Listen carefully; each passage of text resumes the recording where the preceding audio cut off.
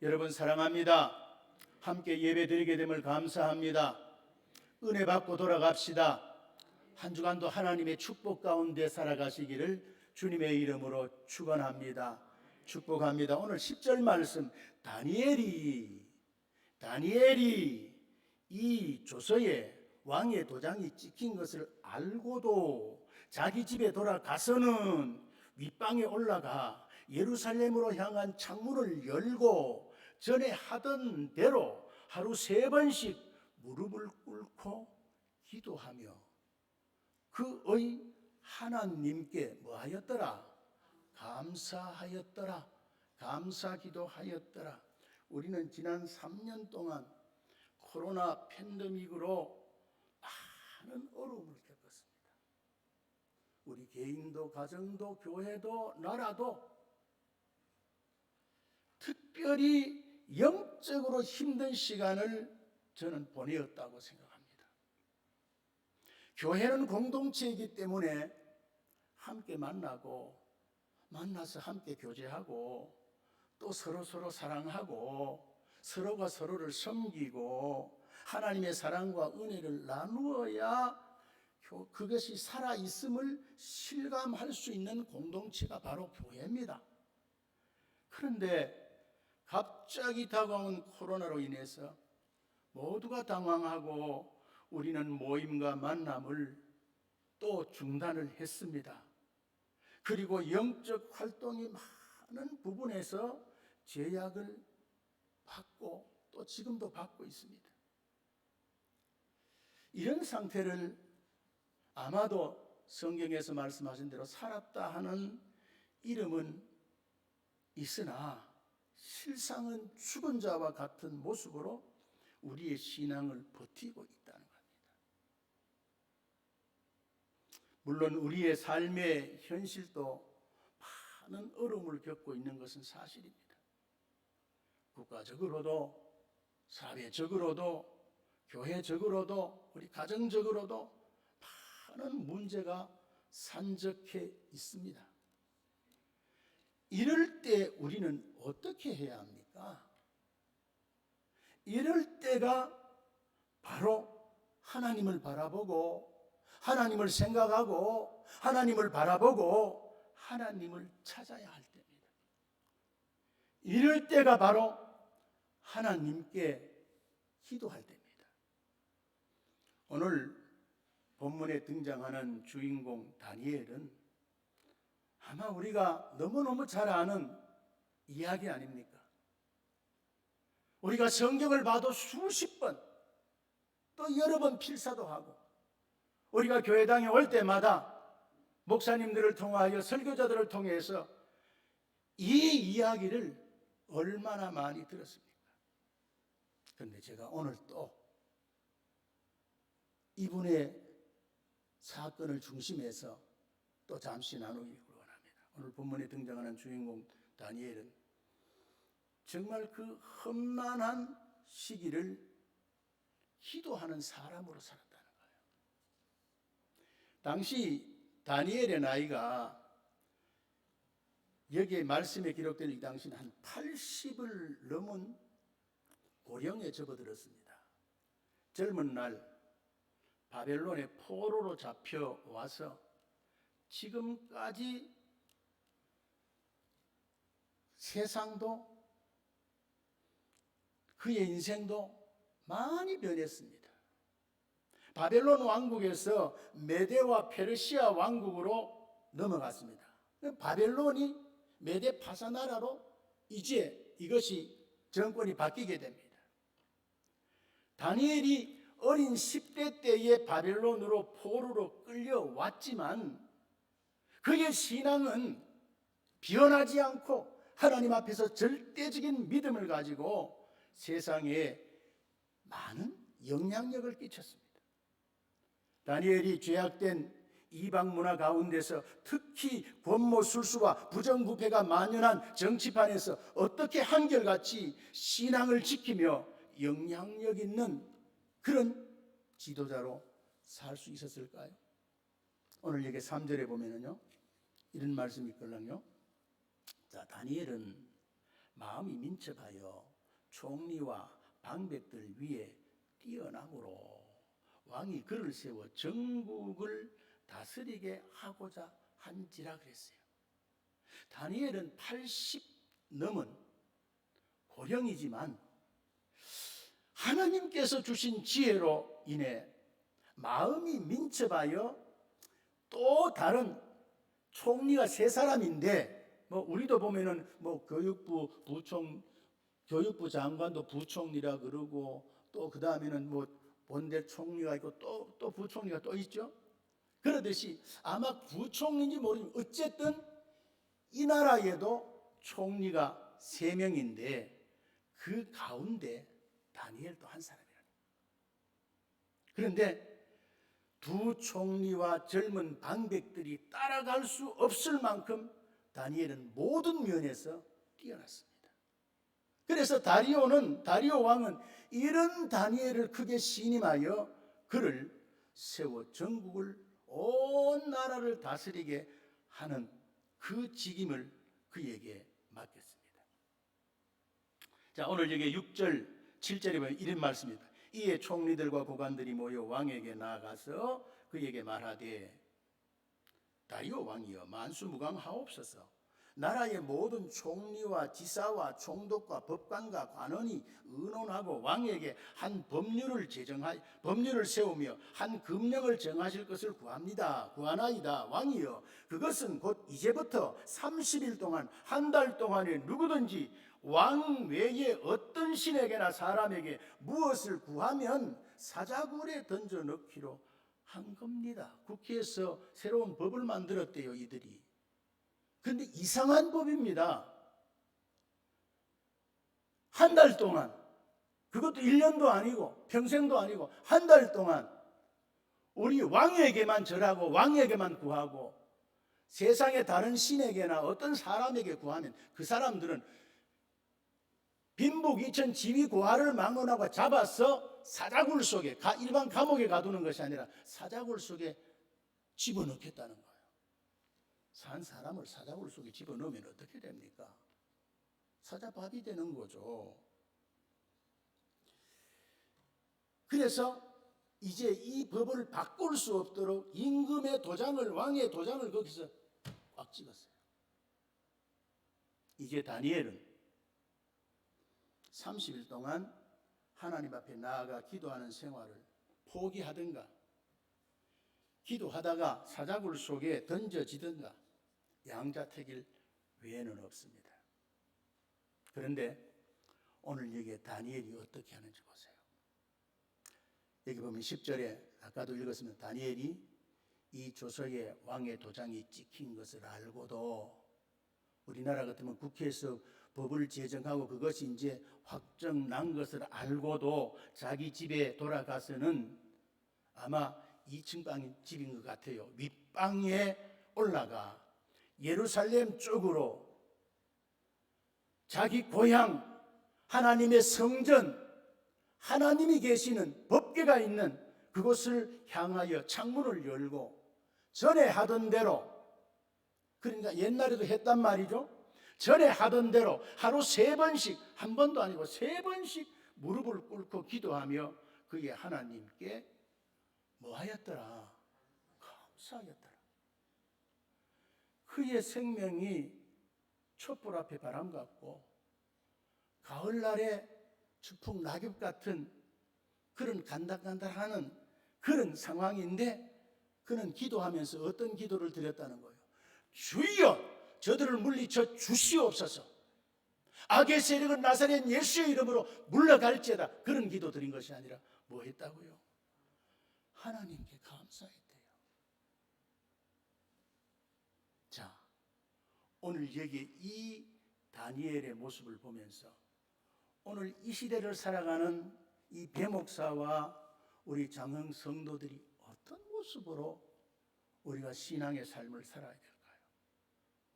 오늘 첫째로 오늘 다니엘의 이 모습을 여기서 우리가 좀 닮아가기를 원합니다. 다니엘은 죽음 앞에서도 결단코 하나님께 나가는 것, 하나님 앞에서 기도하는 것을 내려놓지 않고 포기하지 않았다는 거예요. 오늘 우리는 내가 좀 육신이 연약하거나 내 삶이 공고하거나 내 삶에 어려운 문제가 있거나 아니면 경제가 어렵거나 또 코로나처럼 이런 어떤 막 이 독한 어떤 그런 연병이 나 돌게 되면 우리들은 하던 모든 일들을 다 중단합니다. 그래서 교회도 안 나옵니다. 기도도 안 합니다. 그런데 오늘 여기 보면은 다니엘은 이제 상황이 절박해서 기도하면은 다 잡아 죽이는 거예요. 사자굴 속에 집어넣는 거예요. 그럼에도 오늘 여기에 이 본문에 등장하는 주인공 다니엘은 죽음 앞에서도 결단코 포기하지 않는 것이 하나 있는데 그게 뭐라는 겁니까? 기도 생활. 오늘 저와 여러분은, 저도 목사입니다마는 저는 목사다 보니까 참 좋은 게요, 하나 있는 게 새벽에 교회 오기 싫어도 와야 돼요. 어떤 때는 제가 말씀을 전하고 여기 엎드려 가지고 기도도 뭐 대충 옳게 하지 못하고 갈 때도 있는데 그래도 엎드려 있다 보면 또 기도가 돼요. 그런데 오늘 우리는 어떻습니까? 내 삶이 좀 힘들고 고단하고 공고하고 문제 있으면은 제일 먼저 우리가 포기하는 게 뭡니까? 예배를 포기해요. 기도를 포기해요. 다니엘은 이 조서의 왕의 도장이 찍힌 것을 알았대요. 그가 만일 왕명을 어기게 되면 총리직이 박탈될 뿐만 아니라 당장의 사자굴에 던져져 참혹한 죽음을 당하게 되는 거예요. 사지가 찢기고 물어뜯기고 그렇게 비참하게 죽어야 되는 거예요. 사람에게는 누구나 생명에 대한 애착심이 있습니다. 생명은, 목숨은 하나뿐이기 때문에 이것을 잃어버리면 권세고 명예고 물질이고 건강이고 다 소용이 없습니다. 그래서 목숨 앞에는 많은 사람이 비굴해집니다. 그러나 오늘 이 말씀 속의 주인공 다니엘은 이 모든 것을 알고도 집에 돌아가서 전에 행하던 대로 예루살렘을 향하여 창문을 열어놓고 무릎을 꿇고 기도했더라. 우리는 정책이 바뀌고 환경이 바뀌고 내 삶에 문제가 있고 건강에 이상이 있고 경제적인 어려움이 있으면 우리는 어떻게 해요? 전에 하던 대로 못해요, 안 해요. 이러므로 다니엘은 하나님께 대한 신앙의 어떤 그런 절개, 지조를 가지고 다니엘은 세상의 그 어떤 것보다 신앙의 지조를 가장 귀하게 생각한 거예요. 하나님과 나와의 관계를 가장 우선적으로 생각한 거예요. 부부 관계도 중요하고 부모 자식 관계도 중요하고 친구 관계도 중요하지만 그보다 더 우선해야 될 것은 어떤 관계? 하나님과 나와의 관계. 우리가 하나님을 믿는 사람은 하나님 앞에 기도해야 되는 거예요. 그게 하나님과 우리와의 대화요. 여러분, 책을 보고 또 이렇게 방송에도 가끔 나오는 거예요. 부부간의 문제가 뭔지 아세요? 남편과 아내의 대화 단절입니다. 부모 자식 간의 그 다음에 갈등이 뭔지 아세요? 대화 단절입니다. 하나님과 우리와의 문제가 뭔지 아세요?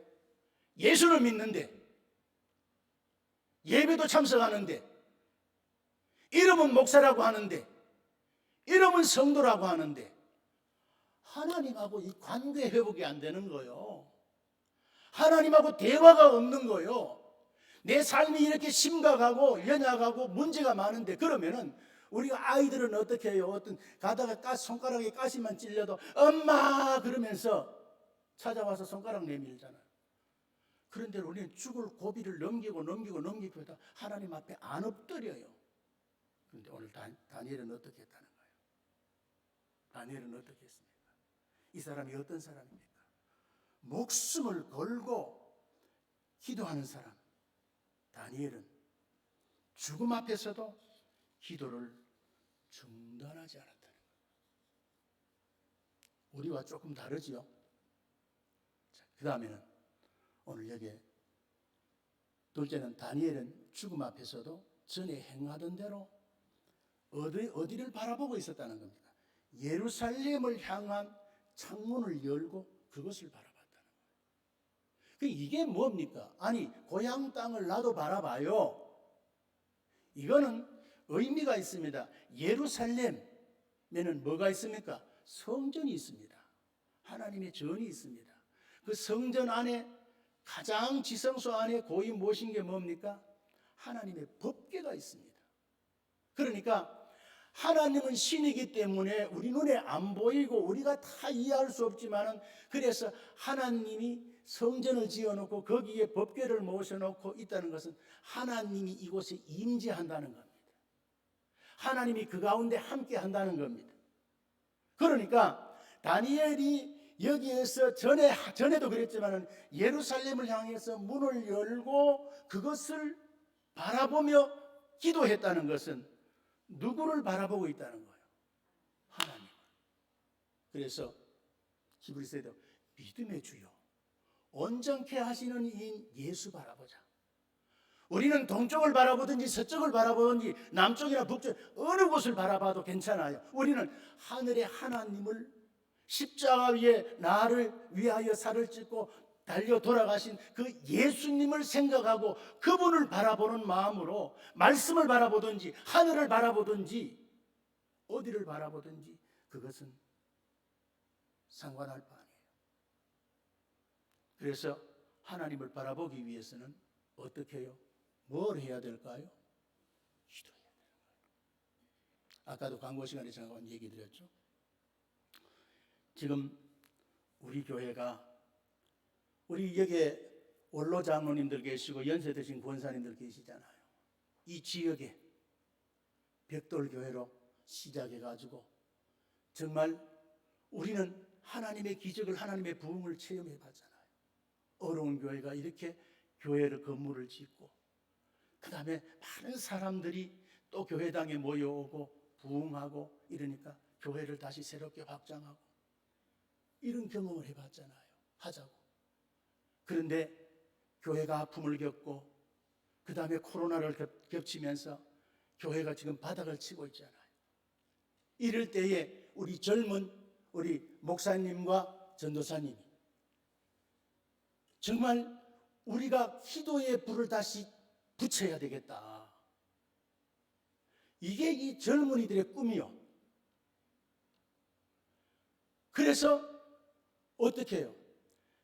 우리가 먼저, 그래서 젊은 장로님들과 우리 교사들과 우리 지금 전도사님, 우리 목사님이 지금 뜨겁게 기도하는 그런 교회들을 찾아가면서 그 뜨거운 불을 우리도 좀 이렇게 붙여서 우리가 불쏘시개 역할을 하자. 그런데 지난 금요일 날 함께 갔던 권사님도 있고 집사님도 있고 또 청년들도 있고 너무 좋았다는 거예요. 너무 은혜스럽다. 그래서 우리 교회도 앞으로 이런 찬양을 우리 지금 새로 오신 전도사 홍전도사님 네 분이 찬양 잘하잖아요. 우리 홍전도사님 사모님 한번 특송을 한번 언제 시켜주겠어요? 주일 예배 때.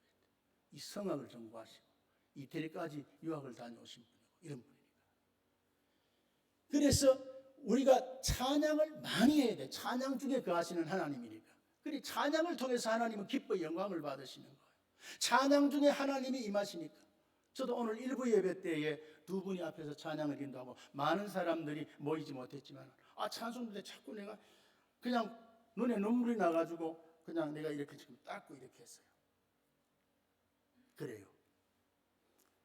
하나님이 함께 하시게 될 때에, 하나님이 그 가운데 함께 할 때에, 오늘 하나님을 바라보고 우리가 기도할 때에 하나님이 바라보시고 응답하시고 역사하실 뿐만 아니라 오늘 저와 여러분들이, 우리 한 사람 한 사람들이 다시 한번 내가 기도의 작은 불이 되어서 불쏘시개 역할을 한다면 우리 교회에 소망이 있겠습니까? 없겠습니까? 저는 있다고 생각해요. 아마 이전보다 더 놀라운 역사가 일어나리라고 저는 확신해요. 새로 오신 우리 젊은 교역자들, 앞으로 더 좋은 분들이 또 오실지도 몰라요. 그러니까 또 그 다음에는 우리 연세 드신 어른들이 뒤에서 기도하고 격려해주고 또 여기에 관심 있는 사람들이 함께 나도 우리 교회의 작은 기도의 불쏘시개가 되어보겠다고 다니엘처럼 그런 마음으로 우리가 함께 동참한다면 우리가 기적을, 하나님의 역사, 하나님의 능력, 하나님의 기적을 우리가 바라볼 날이 더 우리 앞으로 단축하게 될 줄 믿습니다.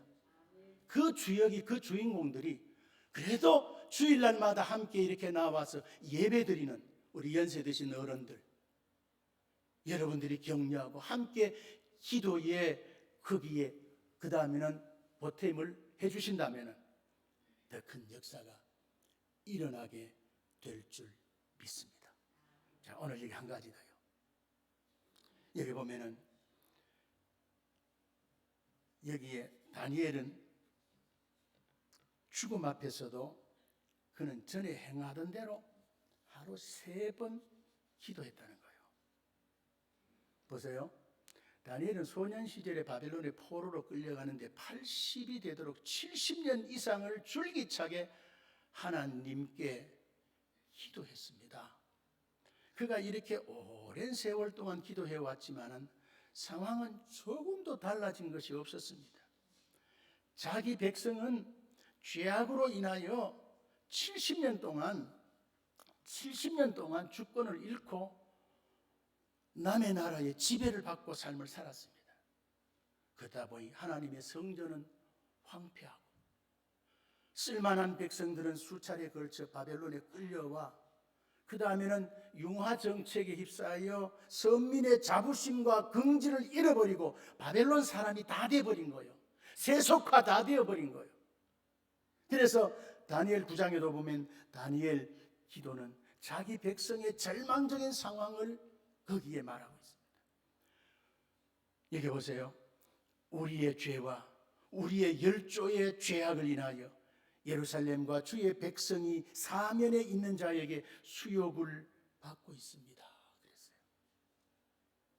그러나 다니엘은 절망적인 상황을 잘 알았지만 절망치 않고 그는 뭐 했다는 거예요? 꾸준히 기도했대요. 하루에 몇 번씩? 3번씩. 우리는 하루에 몇 번 합니까? 아이, 목사님 그런 말씀은 묻지 마세요. 일주일에 몇 번 하느냐고 물어보세요. 한 달에 몇 번 하느냐 물어보세요. 여기에 생명을 위협하는 절박한 위기에도 그의 기도에 불은 꺼지지 않았다는 거예요. 그래서 이 다니엘의 그 기도로 말미암아 기도의 불쏘시개로 역할, 이제 세월이 지나면서 그 민족이 회복되는 역사가 있습니다. 사랑하는 우리 장흥성도 여러분, 여러분의 규칙적인 기도 생활은 뭡니까? 우리에게 정시 기도가 언제입니까? 그것이 신앙의 힘입니다. 우리는 그래도 지난 1일에도 월삭 새벽 기도회 한다고 하니까 그때는 20명씩 넘어요. 그래도 그렇게 기도하시는 분들이 있어요. 그래도 일반 주중에도 보면은 한 20명 가까이 넘을 때도 있고 안 될 때도 있고 이렇게 기도하는 사람들이 있어요. 교회당에 못 나오시더라도 우리가 정한 시간에 우리의 가정에서, 직장에서 1분도 좋고 10분도 좋고 잠시라도 성경 한 절 읽고 우리가 다니엘 심정으로 묵상하며 기도한다면 내 자신도 하나님의 사랑과 은혜와 복을 받지만은 우리의 가정이 회복되고 교회가 회복이 되고 이 나라 이 민족이 작은 기도의 불씨 한 사람 다니엘로 통해서 다시 회복되는 것처럼 우리가 그 작은 불쏘시개의 역할을 해야 되겠습니다. 우리 예수님도 습관을 따라 기도하셨다고 누가복음 22장 39절에 그렇게 말합니다. 우리 모두 나는 이렇게 기도하고 있다고 말할 수 있는 그런 우리 장흥교회 성도들이 되시기를 주님의 이름으로 축복합니다. 부탁합니다. 마지막으로 다니엘은 죽음 앞에서도 무릎을 꿇고 하나님께 뭐 했더라? 기도했는데 감사 기도를 했어요. 지금 오늘 다니엘의 이 상황은 절대로 감사할 상황 아닙니다. 한숨 짓고 탄식하고 원망하고 불평하고 하나님 내가 이렇게 열심히 하고 애쓰고 수고하고 이렇게 했는데 하나님 이게 말이 됩니까?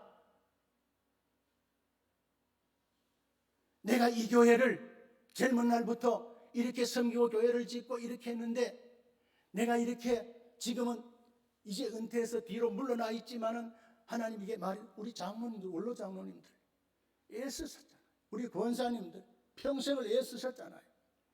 얼마든지 우리의 업적을 우리의 공적을 자랑할 수 있어요. 그런데 다니엘은 그러지 않았어요. 다니엘은 죽음 앞에서 두 무릎을 꿇고 하나님 앞에 오늘의 이 힘들고 어려운 현실을 감사했어요. 아니 원수들이 음모를 꾸며가지고 말도 안 되는 것을 만들어가지고 그를 죽음의 자리로 몰아넣는데 어떻게 감사가 나옵니까? 저 죽일 놈들 두고 보자. 나사렛 예수 이름으로 명하노니 다 멸망받을지. 이렇게 내가 또 그랬을지도 모르겠어. 나도 좀 착한 편인데 그럴 때 보면 좀 막 그냥 다니엘 같으면 아마 악담하고 저주했을지도 몰라요. 그런데 오늘 기도의 사람 다니엘은 그때 뭐 했더라? 하나님께 뭐 했더라? 감사했더라. 감사기도 드렸다는 겁니다.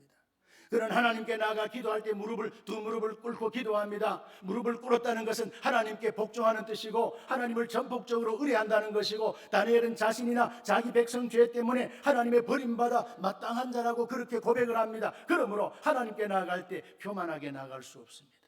겸손하게 무릎 꿇고 하나님 앞에 기도합니다. 그래서 오늘 이게 10절에 보면 하루 3번씩 무릎 꿇고 기도하며 그 하나님께 뭐 하였더라? 감사하였더라. 그러니까 감사가 안 나와도 오늘의 상황은 참 절박하고 힘들고 이건 말이 안 되는 일이지만 그래도 우리는 하늘의 하나님을 아버지라 부르는 우리들은 하나님 앞에 기도할 때는 뭐 해야 된다? 감사 기도해야 된다는 거예요. 조건적인 기도 말고 어떤 내 욕망을 채우기 위해서 하는 그런 기도 말고 어떤 기도를 해야 된다? 감사 기도해야 됩니다. 오늘 말씀을 전할 것이 많지만 마치겠습니다. 시간이 됐어요. 하나님은 살아계십니다. 아멘입니까? 하나님은 살아계십니다. 우리는 오늘 이 말씀을 통하여 한 사람의 기도의 생활이 얼마나 중요한가를 여기 보게 됩니다. 다니엘 한 사람의 꾸준한 기도가 그가 작은 불이 되어 하나의 불쏘시개의 역할을 하게 될 때 메대와 페르시아 그 군사력보다 훨씬 더 강력한 힘이 나타나게 됩니다.